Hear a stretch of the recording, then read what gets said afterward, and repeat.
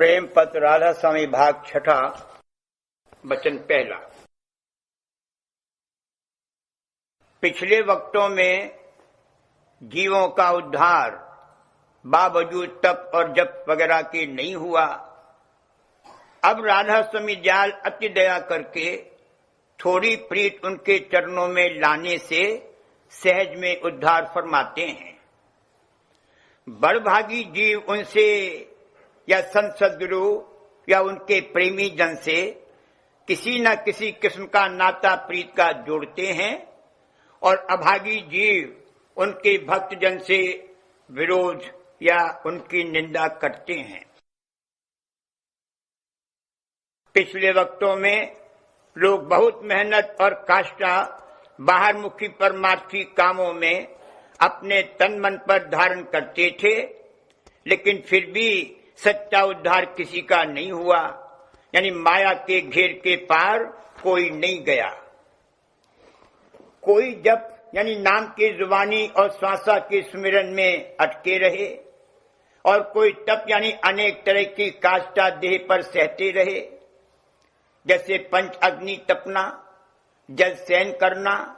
खड़े रहना या किसी खास आसन से बैठे रहना या उल्टे टंगना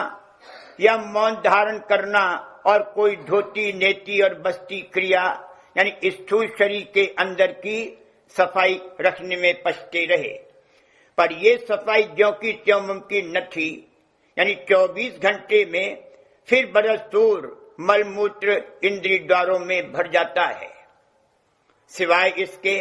बाजे लोग बहुत सख्ती के साथ व्रत धारण करते रहे, यानी 1, 2, 3 दिन से लेकर 21 दिन तक, और बाजे इससे ज्यादा बेखाने पीने के गुजारते रहे और हर चंद भारी तकलीफ पाते रहे।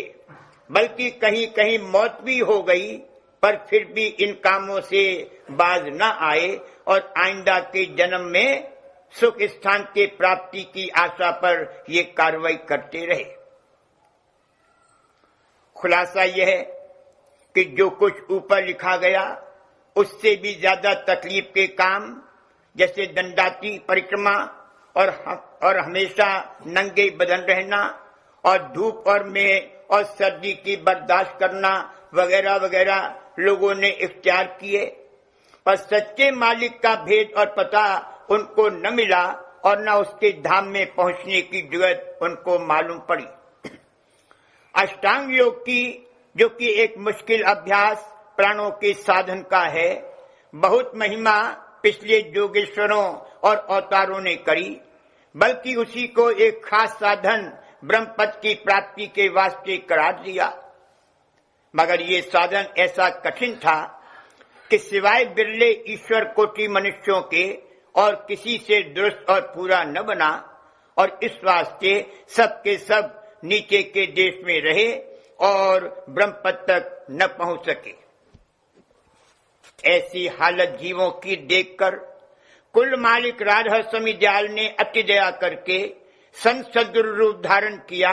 और सहज जुगत जीव के उद्धार की सुरक्षित मार्ग की कमाई से प्रकट करी। हरचंद सूरत और मन का घट में चढ़ाना शब्द के वसीले से कुछ आसान काम नहीं है। यानी इसके वास्ते भी वैराग्य, संसार और उसके भोगों से और गहरा अनुराग चरणों में संत सद्गुरु और कुल मालिक राधा स्वामी दयाल के दरकार है। लेकिन न्याय दया करके और जीवों को बलहीन और लाचार देखकर ऐसी मौज फरमाई कि जो कोई इस अभ्यास को जिस कदर उससे बन सके बराबर करे जावेगा, तो राधा स्वामी दयाल अपनी खास मेहर और दया के साथ उसको 84 से बचाकर ऊंचे और सुख स्थान में बासा देंगे। और 2 या 3 बार जब जब संत सद्गुरु इस लोक में प्रकट होवे, उसको नरदेही देकर और सत्संग में शामिल करके और कमाई करा के निज घर में पहुंचाते हैं। ऐसी भारी दया जीवों पर आज तक कभी नहीं हुई और न किसी दूसरे की ऐसी ताकत है कि इस किस्म की दया कर सके। यह काम कुल मालिक और सर्वसमर्थ राधा स्वामी जाल का है कि अपनी मौज से जैसे चाहें आसान से आसान तरकीब के साथ जीवों का उद्धार फरमावे। किसकी ताकत है कि इस दया का शुक्राना अदा कर सके या उनकी दया और बख्शिश के माफिक करनी कर सके। अलावा इसके कुल मालिक राधा स्वामी जाल ने और एक निहायत आसान तरकीब जीवों के उद्धार के वास्ते जारी फरमाई कि जिससे हर एक किस्म का जीव चाहे उससे सत्संग और अभ्यास भी कम बनता होवे या जैसा चाहिए दुरुस्त न बन सके तो भी वह थोड़ी बहुत दया और उसके माफिक उद्धार का अधिकारी हो सकता है। नहीं, उसके उद्धार का सिलसिला जारी होकर एक दिन वह ध्रुव मुकाम में पहुंचने के लायक बन सकता है। वो आसान तरकीब ये है कि जीव कुल मालिक राधा स्वामी जाल और संत सदगुरु के सत्संग की महिमा सुनकर उनके चरणों में थोड़ी बहुत प्रीत लावें और मोहब्बत का नाता उनसे और उनके सत्संग में जोड़ें। जिस कदर प्रीत जिसको चरणों में और सत्संग में आवेगी उसी कदर उसके अंतर में सफाई होती जावेगी और नाम यानी हृदय में चरण बसते जावेंगे यानी याद बढ़ती जावेगी। यह प्रीत आहिस्ते आहिस्ते दुनिया की अन्य प्रीतों को घटावेगी और बढ़ती बढ़ती इस कदर तरक्की पकड़ेगी कि चरणों का गहरा प्रेम जीव के हृदय में पैदा हो जावेगा और सब तरफ से आहिस्ते आहिस्ते हटाकर एक दिन निज धाम में पहुंचावेगा। जिसके हृदय में थोड़ी से थोड़ी भी प्रीत राधा स्वामी जाल और संत सदगुरु की पैदा हुई है वो भी 84 से बचा लिया जावेगा और सुख स्थान में बासा पावेगा और 3-4 जन्म संत सदगुरु की मौज और दया से धारण करके वह भी एक दिन निज धाम में पहुंचा दिया जावेगा। अब ख्याल करो कि लोग दुनिया में अनेक जगह और अनेक जीवों से किसी न किसी दर्जे की प्रीत कर रहे हैं तो उनको थोड़ी बहुत प्रीत राधा स्वामी जाल और संत सदगुरु के चरणों में लाना कुछ मुश्किल बात नहीं है, क्योंकि प्रीत करना और उसके माफिक व्यवहार बरतना वे अच्छी तरह से जानते हैं। अब गौर का मुकाम है कि राधा स्वामी जाल ने किस कदर आसान तरीका अलावा सत्संग और अभ्यास के वास्ते उद्धार जीवों के जारी फरमाया है। जो जरा भी दीनता के साथ प्रीत करे वही उद्धार का अधिकारी हो सकता है। सिवाय इसके और ज्यादातर दया कुल मालिक राधा स्वामी जाल ने इस तरह पर फरमाई है कि जो कोई उनसे या संत सदगुरु से प्रीत न कर सके लेकिन उनके सच्चे सत्संगी यानी प्रेमी सेवक से किसी तरह पर प्रीत करे यानी रिश्तेदार होकर अपने रिश्ते के माफिक मोहब्बत करे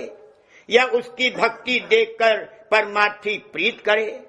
तो उसकी प्रीत का फल उसको थोड़ा बहुत वैसा ही मिलेगा जैसा कि राधा स्वामी जाल के चरणों में प्रीत करने से हासिल होता। अब इस दया का विचार करो कि कहीं वार पार नहीं है कि बगैर करनी के भी जीवों को मेहरी जीवों के गोल में शामिल करके आइंदा को विशेष मेहर और दया यानी पूरे उद्धार के लायक बनाते हैं। ऐसी मेहर जीवों पर कभी नहीं हुई और न कोई दूसरा सिवाय कुल मालिक राधा स्वामी जाल के कर सकता है। जो कोई इस कदर आसानी और न्याय दर्जे की दया की जो जीवों पर इस जमाने में फरमाई गई है कदर न करे और बख्शिश न लेवे तो जानना चाहिए कि वो जीव अभागी है। और जो जीव कि कुल मालिक राधा स्वामी जाल या उनके सत्संगियों से बजाय भाव और प्रीत करने के विरोध रखे या उनकी निंदा करे तो उनको जानना चाहिए कि वो महाअभागी है और इस जन्म में और आइंदा महाकष्ट और क्लेश भोगेगा, मगर फिर भी दया उसको थोड़ा बहुत दंड पाने के बाद सच्चे रास्ते पर लाकर उद्धार का अधिकारी बनावेगी।